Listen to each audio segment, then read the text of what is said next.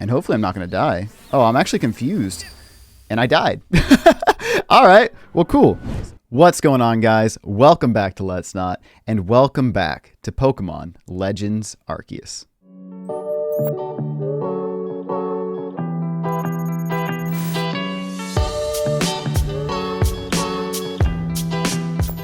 Alrighty guys, so we are back in Legends Arceus, and I just want to make a quick guide here talking about the 3 incarnate Pokemon, aka the Genies, aka Thundurus, Landorus, Tornadus, and of course, the brand new Genie exclusive to Legends Arceus, Enamorus. And I want to talk about how to get Enamorus, as well as just how to get the other 3 Genies, how all of this works. So yeah, hopefully you guys enjoy the video, and let's jump into it. Alright, so here we are. As you guys can see, I've already caught the 3 original Genies, right? Landorus, Tornadus, and Thundurus, and they're all apparently taking a nap, but that's okay. So anyway, so what I want to do is I want to talk about how do you get these 3 guys, and then finally, what do you do after you get these 3 to get Enamorus, the brand new legendary incarnate Pokemon, aka Genie in this game, right? I feel like I need like an Aladdin meme with like the Genie or something popping up, but regardless. All right, so let's jump into it. So first things first, you can only do this post game, right? So you have to beat the main story before you can even do this. So sorry. After you do that, the scary chick in all black, Kaguya or whatever her name is, she's gonna come and she's gonna give you a quest. This is basically automatic. It's just gonna happen. You don't actually have to do anything for her to give you this quest. Like after you beat the game and talk to Commander Komodo, all of this is just gonna happen, right? So again, don't worry about how to get the quest, but once you do, what you're gonna see is that the quest is gonna be this guy here. So if I go to missions and requests, it's going to be this one here called Incarnate Forces of Hisui. And basically it just lets you know that, hey, you have to collect all 3 of these Genies, and then you got to show him back to Kaguya, or however you pronounce her name.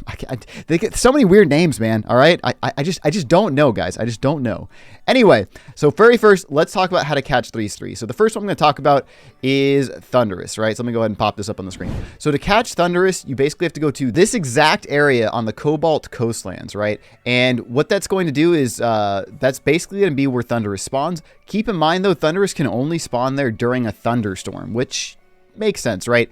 And just keep in mind, like, again, you're probably in the right place if you're surrounded by a bunch of Alpha Gyarados, like an Alpha Gyarados, a bunch of Gyarados. That's pretty much where he's going to spawn. You'll notice that a lot of these Pokemon spawn in areas with a bunch of really scary Pokemon, and that's on purpose. They try and make the Genies really hard to catch and just kind of a pain in the butt. So if you're a younger player, this might be difficult for you. But anyway, this is going to be the area he spawns with, and basically the way that it works is once there's a thunderstorm, you head over to that area, you have to hit him with some objects. Luckily on Basculegion, it's not too hard because Basculegion is super fast and you can throw objects from Basculegion, so mud balls, Pokeballs, whatever.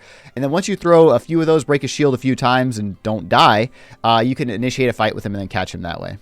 All right, next on the list is going to be Tornadus. So Tornadus is going to spawn on the Alabaster Icelands or whatever it is. He's going to spawn right by the Alpha Glalie spawn, so right here on the map. And again, same deal. There's going to be a bunch of Glalie. I actually tried to do this one on stream and I died like a couple times. So make sure to save before you guys are going into this fight. Again, run around, hit him with a few mud balls, then you can catch him. And then last but not least is on the Obsidian Fieldlands. What you can do is catch, finally, Landorus. He's way over here on kind of the Ramonas Island. But again, he's actually probably the easiest because the only like super strong alpha Pokemon around there is going to be Infernape. That's just one Pokemon. So like you can catch Infernape or deal with Infernape first. And yeah, Landorus definitely going to be the easiest. As far as weather, it just has to be sunny. So Landorus by far the easiest one to get, which is weird because he's like in like the other games, he's kind of like the leader of the 3, but I didn't pick him, man. He's also the best. Like, ground flying is just a stupid good type. All right. But anyway, so that's where you catch Landorus. Once you catch all 3, the next step that you're going to have to do, and I'll switch back to the other screen here, is you're going to have to complete the Pokedex for them, Pokedex entry. And when I say complete, keep in mind, I mean get to basically level 10, right? You don't actually have to complete, aka Dex Perfect it, but you have to get all 3 of them to Dex level 10. So as we can see here, we've got Landorus at level 10, Thundurus at level 10, and Tornadus at level 10. Again, pretty easy to do. Basically just go into battle and just use their signature moves a couple times, do them as a strong move, and you'll get those knocked out super quick. All right, so once you have all of those complete, you can finally go back to Kojita. So we're going to do that now. Actually, I have not caught Enamorus yet. So this is going to be good because I can show you guys exactly where to find Enamorus, as well as what it's like to fight a Genie. Fighting all the Genies is exactly the same, whether it's Enamorus, Landorus, Tornadus, or Thundurus. So it'll be good for you guys to see that fight. And kind of the strategy that I go about when doing it. So let's jump into it. All right, so first things first, we're just going to jump over to where Khajiit lives, which is going to be over here in Ancient Retreat. And again, you can only do this after you get all 3 at level 10. And again, all of this is after you beat the game. So let's load in here real quick, and then she's going to tell us a little bit about Enamorus. Even the music in this place is creepy. All right. Yeah, apparently I clicked on her T-set. I mean, I don't know about you guys, but if that turned into a Poltergeist, that would be fantastic. All right, anyway. All right, so let's talk to her real quick. All right, you now know much about yada, yada, yada. Well done. In more normal times, I bid you let those 3 fly free. Nope, they're mine. Anyway, so she's letting you know the space-time rift, artifacts fade entirely, keep the trio contained. Basically what I'm doing. Now it's time to tell you the rest. One more of that cohort. I'm honestly really excited because this cohort's so good competitively that I'm glad that they kind of got their own thing. All right, so there's Enamorus. Looking mighty, mighty good. Kind of creepy, though. I mean, they all look kind of creepy, though. This is Enamorus, Pokemon hailed as the Herald of Spring. Enamorus is not particularly given to ill behavior, but I imagine you like to document her for your Pokedex. And it's also the first female member of the Genie trio, so that's kind of cool, too. Catch her, then if you like, she always fits in the Crimson Mirelands. And away she goes. Alrighty, so now with that done, I'm just going to get myself out of here. And we're going to head over to the Crimson Mirelands and show you guys exactly where Enamorus spawns. And hopefully, without too much trouble, catch Enamorus. Alright, so we're going to head back to the village. And then we're going to head to the Crimson Mirelands. Specifically, the Scarlet Bog of the Crimson Mirelands. Alright, so jumping right back in. We are going to go straight over to the Crimson Mirelands. And we're going to the Bog-bound camp, because it's just going to be a little closer. Honestly, it's actually going to be super close to where we need to go for Enamorus. Now, Enamorus can spawn in any weather, unlike the other 3 members of the Genie trio. So, like, you don't have to keep resetting for a specific weather. But if you are trying to reset for a specific weather, you can always rest at camp to try and reset that process. But anyway, so if we can see here now, the Scarlet Bog is going to be this area here. So let's head over and catch Enamorus. So again, just like the other Genies, she's going to be pretty tough to catch because she's basically surrounded by not only other alpha Pokemon, right? So I think you've got like the alpha Hippodons that get spawned there, the alpha Skuntanks, all that good stuff.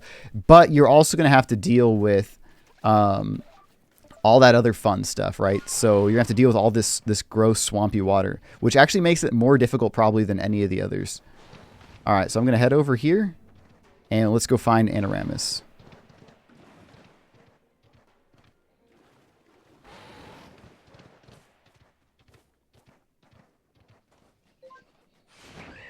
Alright, I honestly thought it was going to be on that side. I was totally wrong. So let's head over to this side. I imagine she's going to fly around kind of the entire area, but let's take a look. Alright, there she is. So just like all the other Genies, she's kind of surrounded in that initial cloud haze. So again, first thing you should do is save. I say cloud, I mean wind, right? They're all just surrounded by wind. They're all flying types. So what we're going to do is we're just going to get out some balls. So we could use Pokeballs if we want, but I'm not going to waste those. I'm just going to go with Mud Balls. But again, we're going to have to be real careful here. You can also try and like jump on Weird Ear and take that approach. But eventually she will stop. All of them will stop to do an attack. And that's typically your opportunity to throw your Mud Ball. So, and again, I'm going to try and avoid this mud as much as possible. Yeah, because she is just incredibly fast. Alright, so there's the attack.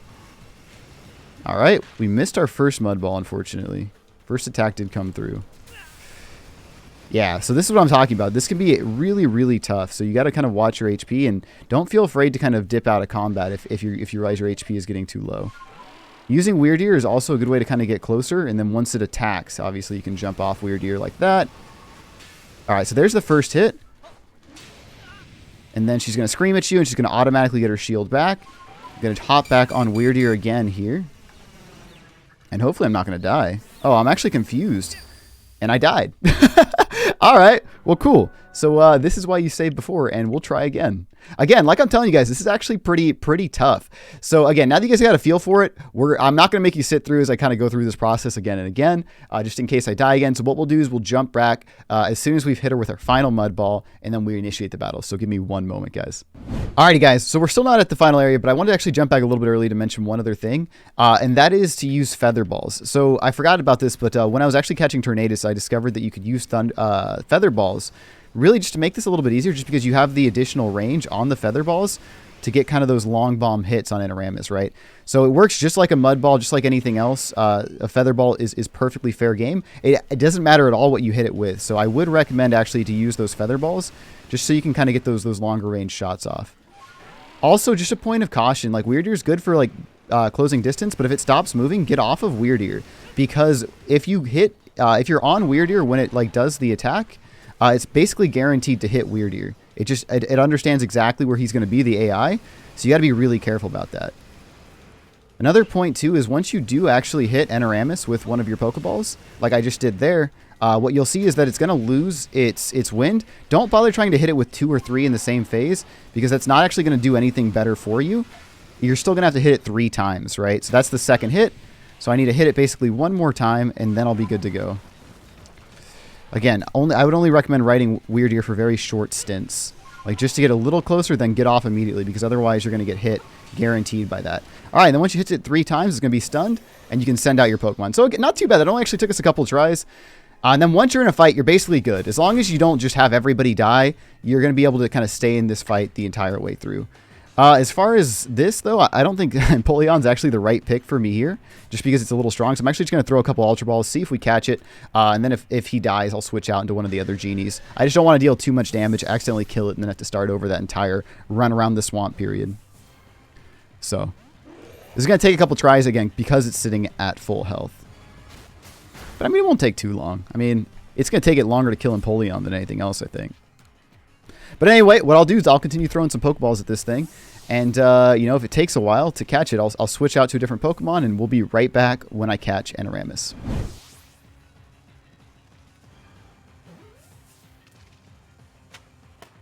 Alrighty, guys, we're back. So, like, 10 Ultra Balls later, we finally caught Enamorus here. So let's go ahead and jump back to camp, and let's take a look at its stats.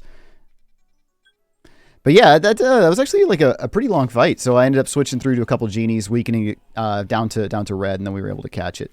All right, so let's take a look.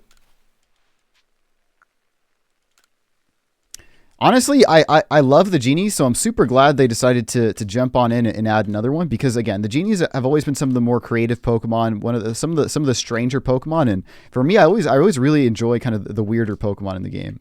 All right, so here we are.